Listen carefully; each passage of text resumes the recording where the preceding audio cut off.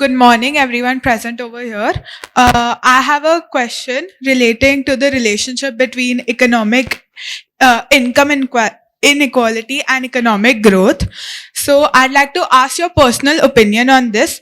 Is there a trade off or do they go hand in hand? Because I've heard a lot of mixed opinion about this question. So, yeah. Thank you. I'm Swara Popat from South City International So School. I'm going to answer that question precisely in my second session with you guys. But the idea is that old-fashioned way of thinking about it was that there is a trade-off, that if you want to bring in more inequality, then efficiency is going to take a cut, because the idea was that there is somebody who is taking it a lot of initiative, and for inequality you tax him and his incentive is going to go down, and therefore that's how growth is going to be negatively impacted.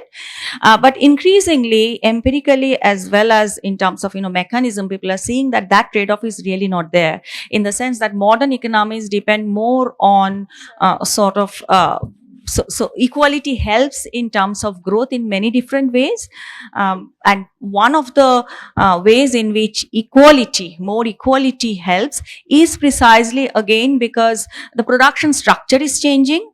So earlier it was more capital, so machines and so on. Now it's more skill level, and equality brings in a lot of externality. The moment there is externality, you bring together a lot of people, and equality, that's going to generate more ideas, more skill formation and so on. So that old-fashioned trade-off that people used to talk about, I heard it when I was an undergrad student. Now the notions are changing, and people now believe that there is no such trade-off, at least in the modern growth process. But I'm going to talk more about it in another session, and maybe we can interact again.